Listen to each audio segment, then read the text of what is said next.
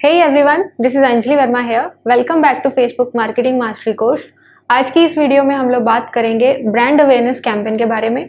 Brand awareness campaign हम किस तरीके से क्रिएट कर सकते हैं और ब्रांड अवेयरनेस कैंपेन का जो एल्गोरिदम है वो किस तरीके से काम करता है, किस बेस पे काम करता है, ये सारी चीज़ों के बारे में हम आज इस वीडियो में बात करेंगे। तो चलिए स्टार्ट करते हैं और चलते हैं अपने कंप्यूटर स्क्रीन की ओर। सबसे पहले हम चलेंगे अपने फेसबुक के बिजनेस मैनेजर अकाउंट में। यहाँ हम ग्रीन कलर के क्रिएट बटन के ऊपर क्लिक करेंगे। बहुत सारे कैंपेन ऑब्जेक्टिव्स हमारे पास यहाँ अवेलेबल हो जाते हैं। आज हम ब्रांड अवेयरनेस कैंपेन को क्रिएट करने जा रहे हैं। ब्रांड अवेयरनेस कैंपेन का जो एल्गोरिथम होता है वो इस बेस के ऊपर काम करता है कि ये उन लोगों को ऐड दिखाने की कोशिश करता है जो लोग हमारे ब्रांड के साथ या जो हमारा जो ब्रांड है, हमारा प्रोडक्ट है, उसको माइंड में रखते हैं, ज़्यादा से ज़्यादा ध्यान में रखते हैं हमारे ब्रांड को। जैसे अगर मैं आई बटन के ऊपर होवर करूँ तो आप यहाँ देख सकते हो, show your ads to people who are most likely to remember them. तो ये जो ब्रांड अवेयरनेस का एल्गोरिथम है, ये ज़्यादा से ज़्यादा लोगों को दिखाने के ऊपर फोकस नहीं करता है। इसमें दो प्रॉक्सीज आती हैं, पहली है रीच की एंड सेकंड होती है अटेंशन की। तो इस तरीके से ब्रांड अवेयरनेस का जो एल्गोरिथम है वो काम करता है। अगर हम यहाँ क्लिक करेंगे नेम योर कैंपेन्स के ऊपर, तो फेसबुक की जो कैंपेन क्रिएशन है वो लेवल्स में डिवाइड होती है। जैसे सबसे पहले कैंपेन लेवल आता है, देन एड सेट लेवल होता है, देन एड लेवल होता है। तो हर लेवल में हमें नेम देना पड़ता है। जब हम कैंपेन क्रिएशन करते हैं तो हम तीनों लेवल्स का जो नेम है वो यहीं पर दे सकते हैं। इससे हमारा टाइम भी सेव होता है। नेमिंग कन्वेंशंस में आपने हमेशा ध्यान रखना है कि आपने अपनी कैंपेन को ईजी नेम देने हैं, टफ नेम नहीं देने हैं। अगर आप अभी तो आपकी एक कैंपेन है, अगर फ्यूचर में आपकी 100 कैंपेन्स हो जाती हैं तो आप उस कैंपेन को आप ढूंढ नहीं पाएंगे, आपको याद नहीं रहेगा कि कौन सी कैंपेन का क्या नेम है। तो इसलिए आपने ईजी मैनेजेबल नेम आपने रखना है अपनी कैंपेन का। तो आप एक सिनेरियो लेकर के चलिएगा कैंपेन की नेमिंग कन्वेंशंस के लिए। मेरी wire media digital marketing agency है, तो मैं उसी की ही ब्रांड अवेयरनेस की कैंपेन आपको क्रिएट करके करना सिखाऊंगी। यहाँ पे हम सबसे पहले नेम लिखेंगे, wire media digital marketing brand awareness.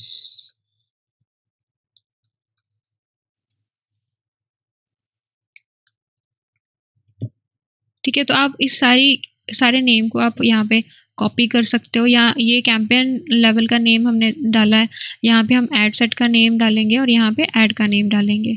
तो इसके बाद हम कंटिन्यू बटन के ऊपर क्लिक करेंगे। यहाँ पे आप देख सकते हो कि हमारे पास कुछ इस तरीके का इंटरफेस ओपन हो चुका है। सबसे पहले हम कैंपेन लेवल के ऊपर हैं। कैंपेन लेवल में सबसे पहले हमने कैंपेन नेम देना है। कैंपेन नेम हम ऑलरेडी दे चुके हैं। सेकंड हमारे पास आती है special ad categories. You are required to declare if your ads are related to social issues, elections और politics।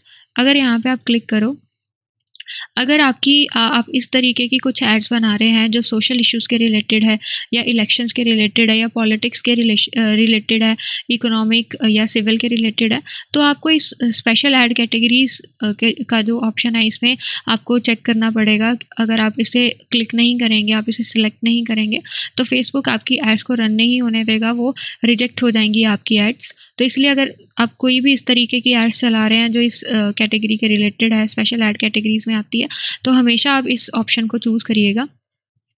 नेक्स्ट हमारे पास है कैंपेन ऑब्जेक्टिव्स। कैंपेन ऑब्जेक्टिव्स हम ऑलरेडी चूज कर चुके हैं।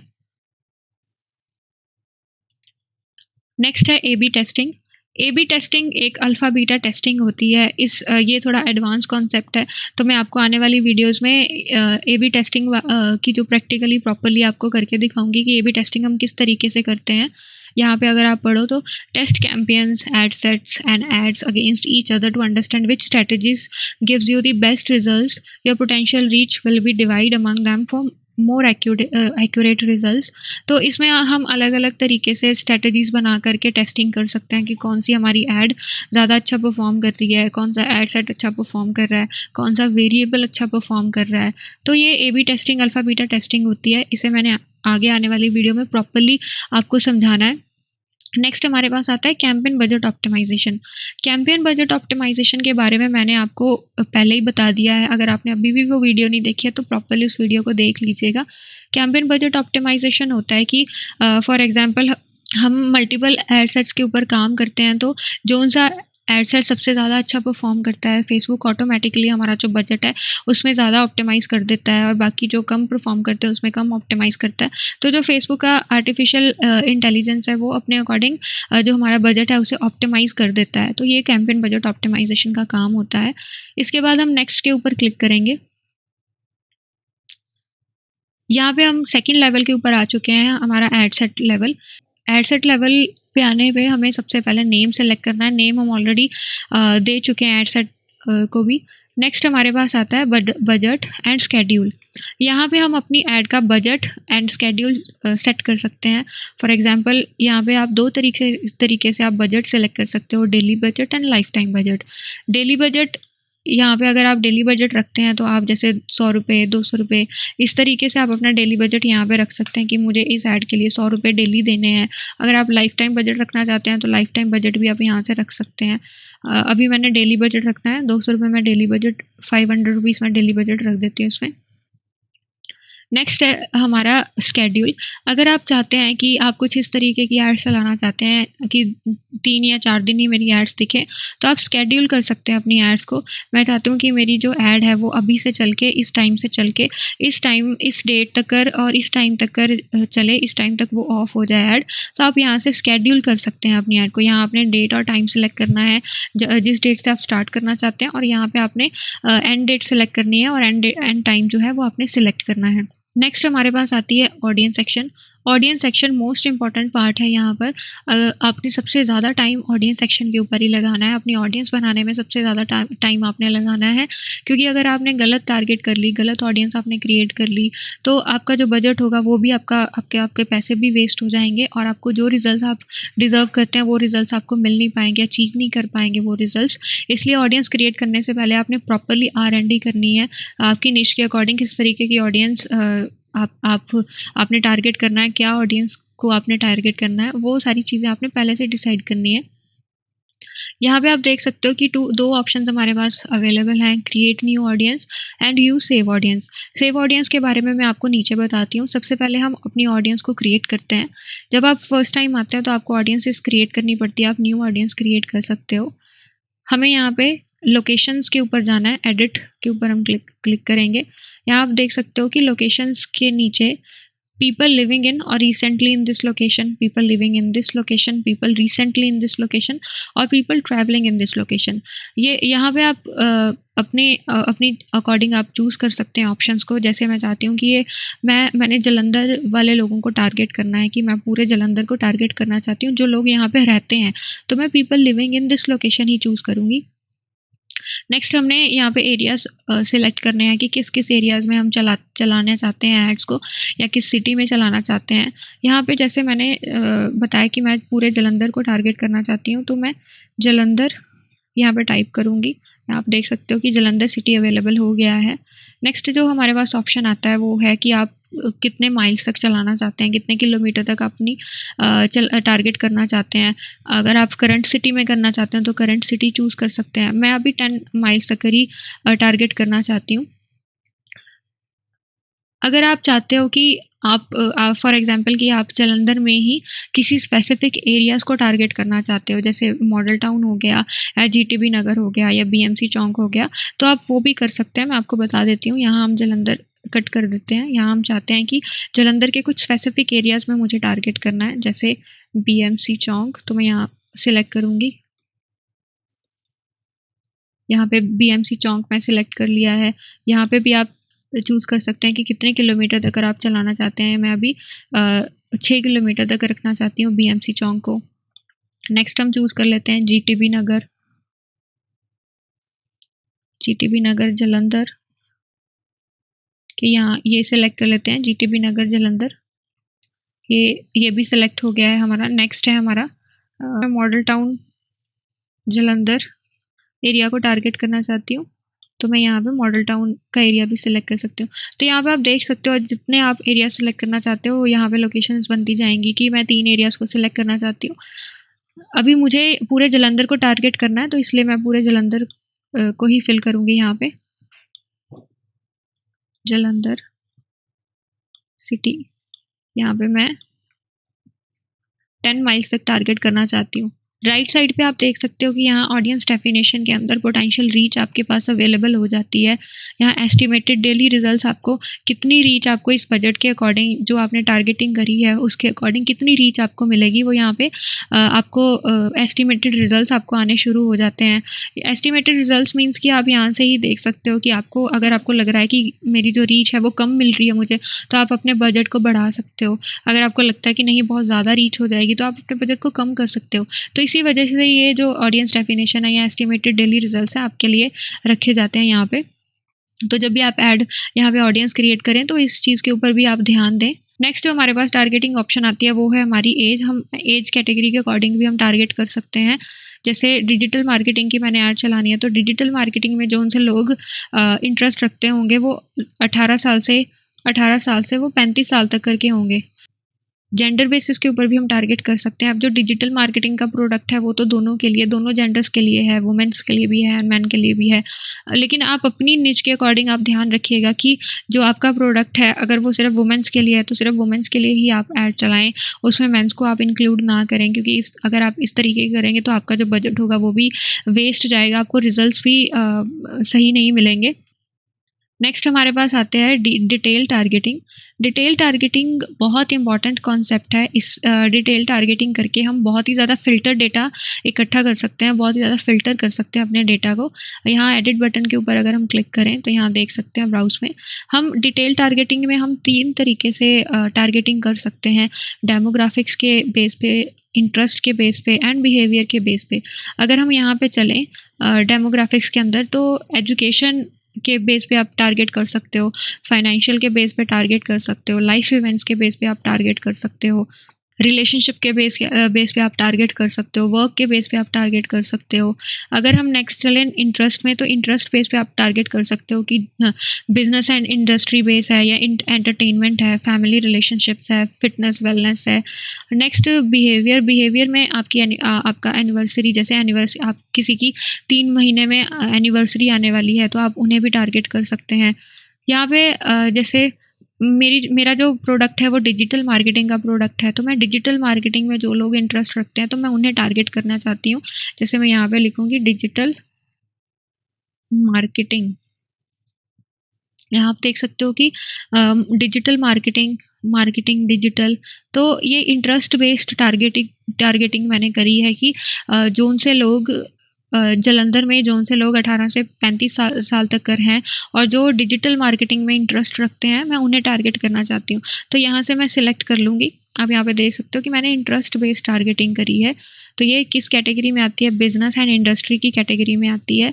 यहाँ पे सजेशंस के भी ऑप्शन मिल जाते हैं। जब आप सजेशन पे जाओगे तो जो हमने सेलेक्ट करा होगा यहाँ पे, जैसे हमने डिजिटल मार्केटिंग सेलेक्ट करी है उसी के रिलेटेड और भी बहुत सारी आपको सजेशंस अवेलेबल हो जाती हैं। जैसे सोशल मीडिया मार्केटिंग है, ऑनलाइन एडवर्टाइजिंग है, मार्केटिंग, कंटेंट मीडिया, तो ये सारी डिजिटल मार्केटिंग के रिलेटेड ही है।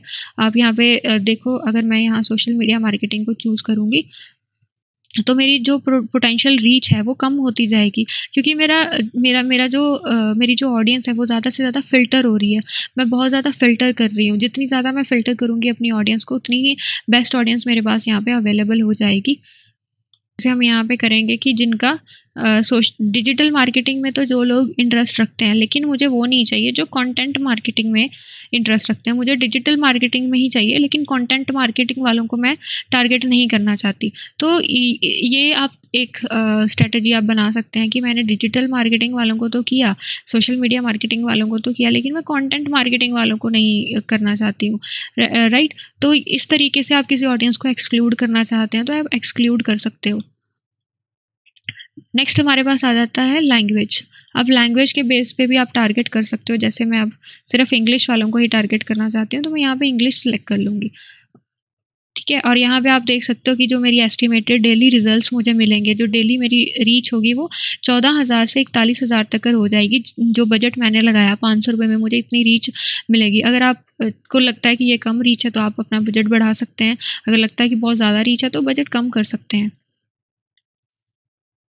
ठीक है, अब यहाँ पे आता है सेव दिस ऑडियंस। जब मैंने सारी ऑडियंसेस को अपनी ऑडियंस क्रिएट कर ली है तो मैं इस ऑडियंस को सेव कर सकती हूँ। यहाँ पे हम सेव दिस ऑडियंस के ऊपर क्लिक करेंगे यहाँ पे हम अपनी ऑडियंस का नेम देंगे, जैसे मैं यहाँ पे दे देती हूँ wire media digital marketing.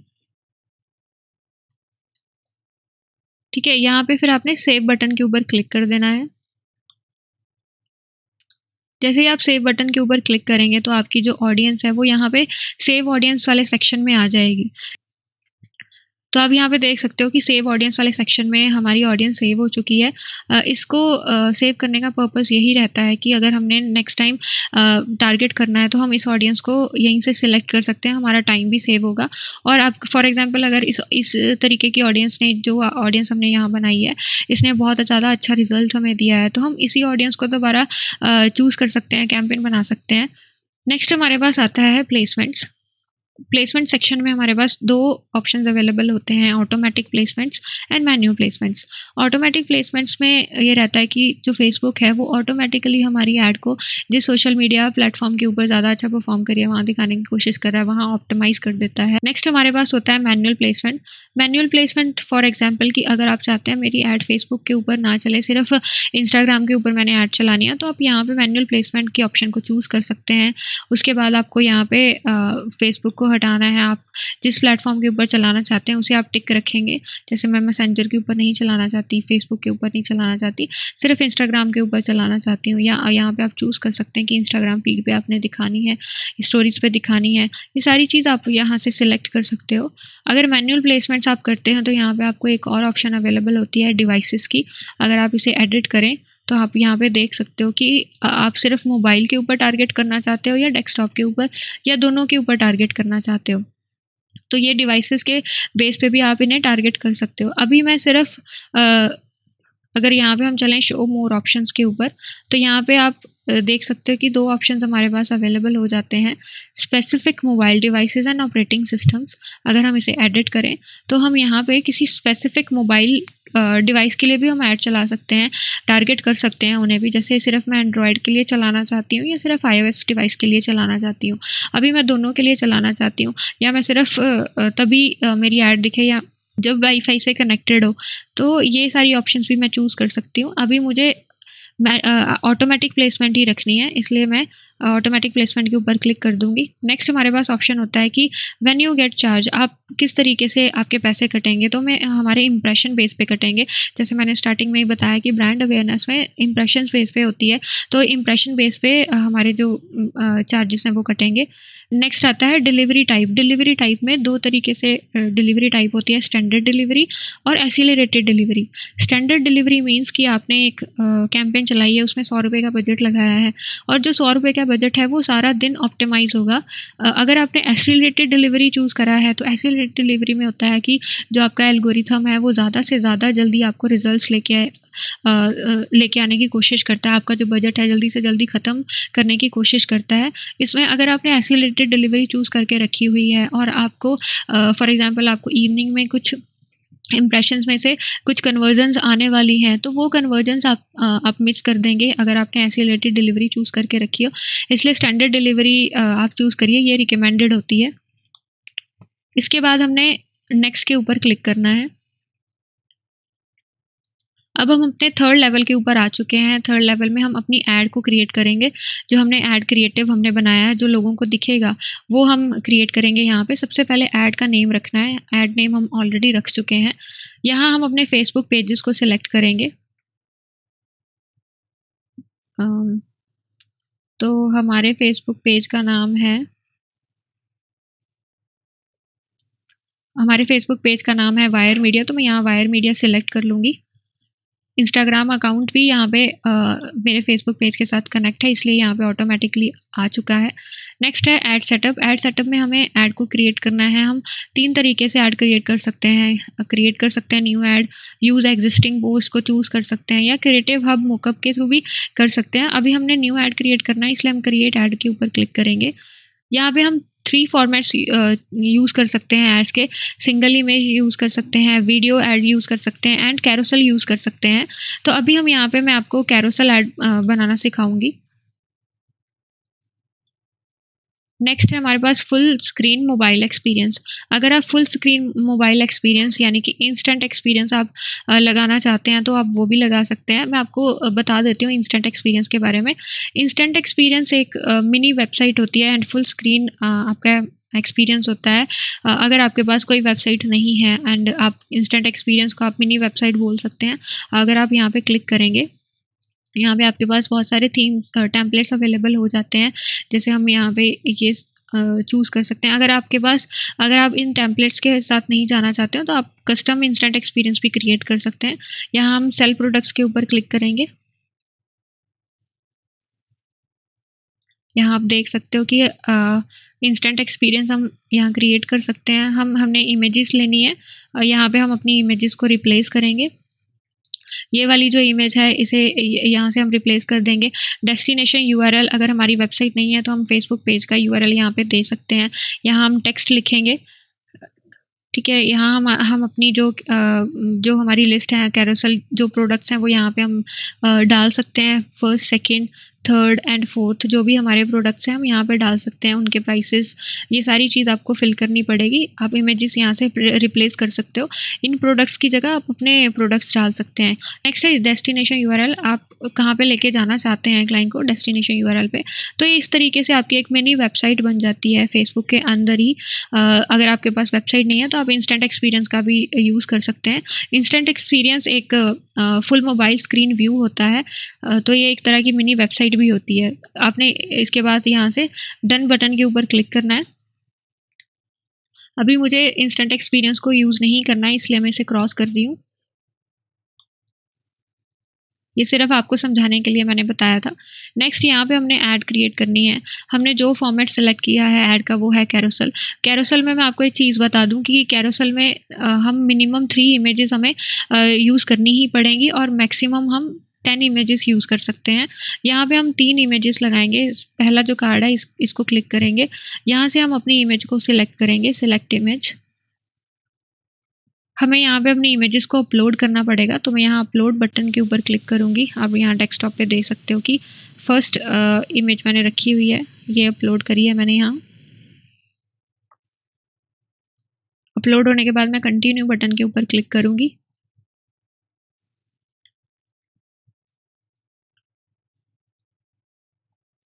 Picture set होने के बाद यहाँ हेडलाइन के ऊपर हमने अपनी हेडलाइन लिखनी है। अट्रैक्टिव हेडलाइन हमने बनानी है, जैसे मैं बेस्ट डिजिटल मार्केटिंग ऑफर, ठीक है। और यहाँ पे मुझे अपनी वेबसाइट का यूआरएल देना है, तो मैंने ऑलरेडी एक यूआरएल बना के रखा हुआ अपनी वेबसाइट का। तो यहाँ पे मैं इसे पेस्ट कर दूंगी। यहाँ पे आप देख सकते हो कि मेरा जो फर्स्ट कार्ड है वो सेट हो चुका है। मैंने ये इमेज सेलेक्ट करी थी, ये मैंने हेडलाइन सेलेक्ट करी थी और मैंने अपना यूआरएल भी दे दिया था। नेक्स्ट हमने जो सेकंड कार्ड है कैरोसेल का वो सिलेक्ट करनी है। उसमें इमेज हमने सेम ऐसे ही हमने सेलेक्ट करनी है जैसे हमने फर्स्ट में किया। तो यहाँ पे हम सेकंड इमेज को अपलोड करेंगे। कंटिन्यू बटन के ऊपर हम क्लिक करेंगे।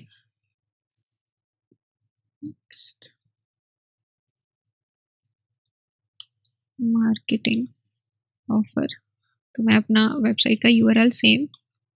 थर्ड को भी हम ऐसे ही सिलेक्ट करेंगे, इमेजेस को अपलोड करेंगे हम अपनी थर्ड इमेज को।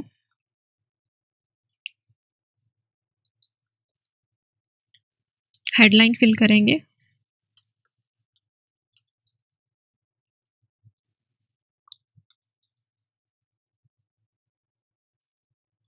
यहाँ पे हम अपनी वेबसाइट का यूआरएल फिल करेंगे। ये हमने तीनों कार्ड अपने सेट कर दिए हैं। कैरोसेल कार्ड हमने जो क्रिएटिव्स लगाने थे वो तीनों सेट कर दिए हैं हमने। अब यहाँ पे देख सकते हो कि हमारे तीनों कार्ड्स यहाँ पे सेट हो चुके हैं। ये हमने फर्स्ट इमेज लगाई थी, ये हेडलाइन थी हमारी, ये सेकंड इमेज लगाई थी और ये हमारी थर्ड इमेज थी।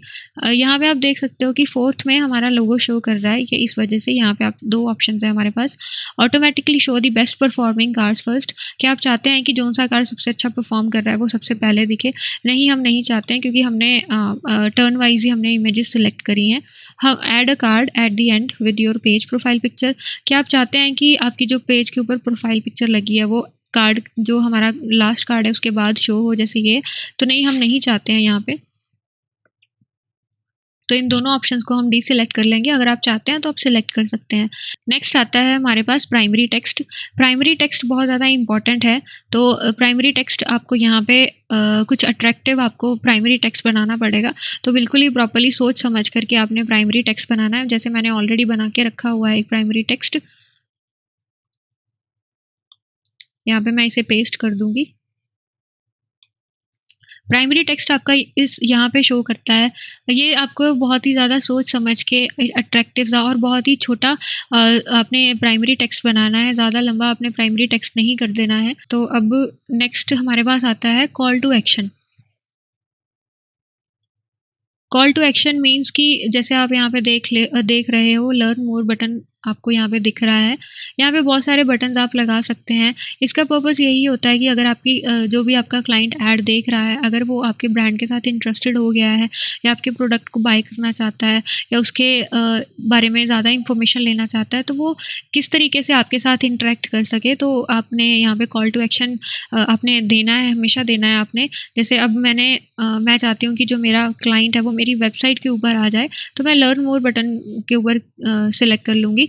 और भी बहुत सारे ऑप्शन हैं यहाँ पे। सेंड मैसेज है, अगर आप रिक्वेस्ट टाइम करना चाहते हैं, टी मेन्यू, शॉप नाउ, ये सब्सक्राइब करवाना चाहते हैं, व्हाट्सएप पे लेके आना चाहते हैं, तो बहुत सारे ऑप्शन हैं, आप अपने अकॉर्डिंग चूज़ कर सकते हैं। यहाँ मैं लर्न मोर बटन के ऊपर क्लिक करूँगी। नेक्स्ट हमारे पास यहाँ अवेलेबल हो जाती है ट्रैकिंग, वेबसाइट इवेंट्स। बेसिकली जो ट्रैकिंग होती है वो पिक्सल के बिहाफ पे होती है। पिक्सल फेसबुक में कैसे क्रिएट करते हैं, कैसे हम अपनी वेबसाइट पर लगाते हैं, कैसे उसकी कस्टम ऑडियंसेस हम बनाते हैं, ये सारी चीज़ें मैं आपको नेक्स्ट मॉड्यूल में प्रॉपर्ली बताऊंगी। पिक्सल एक बेसिकली रीमार्केटिंग पर्पस के लिए होता है कि जो भी क्लाइंट हमारे वेबसाइट के ऊपर आ रहे हैं उनका बिहेवियर किस तरीके का है, कौन सा क्लाइंट परचेज कर रहा है। फॉर एग्जाम्पल आपने देखा होगा कि अमेजोन के ऊपर अगर हम कुछ भी सर्च करते हैं तो वही सेम प्रोडक्ट हमें अपनी फेसबुक के ऊपर दिखता है। तो ये सारा जो काम होता है ये पिक्सल के बिहाफ पे होता है, पिक्सल के बेस पे होता है। तो पिक्सल कैसे क्रिएट करना है, कैसे हमने इवेंट्स लगाने हैं अपनी वेबसाइट के ऊपर, ये सारी चीज़ें हम आगे नेक्स्ट मॉड्यूल में सीखेंगे। तो हम भी यहाँ पे अगर हम एक बार पिक्सल को क्रिएट कर लें तो यहाँ पे ट्रैकिंग सिस्टम हम लगा सकते हैं। तो यहाँ पे आप देख सकते हो कि आपकी जो ऐड है वो प्रॉपरली क्रिएट हो चुकी है। एक बार आप इसे प्रॉपरली चेक कर लेना पब्लिश करने से पहले। यहाँ पे आप इसे अगर एक्सपेंड करके देखना चाहते हैं तो यहाँ से आप एक्सपेंड करके देख सकते हैं। यहाँ पे आप देख सकते हो कि मोबाइल न्यूज़ फीड में कुछ इस तरीके की दिखेगी एंड डेस्कटॉप न्यूज़ फीड के ऊपर कुछ इस तरीके की दिखेगी। ठीक है, तो अभी आप प्रीव्यू देख चुके हैं। तो यहाँ पे हमारी जो ऐड है वो क्रिएट हो चुकी है। सारी क्रिएशन करने के बाद हमें यहाँ पे पब्लिश बटन के ऊपर क्लिक कर देना है। पब्लिश बटन के ऊपर क्लिक करने के बाद ये जो हमारी ऐड है वो रिव्यू में चले जाएगी फेसबुक के पास। रिव्यू में जाने के बाद पब्लिश होने के लिए थोड़ा टाइम इसे लगता है। आई होप कि आपको ये वीडियो समझ में आई होगी। Thank you so much.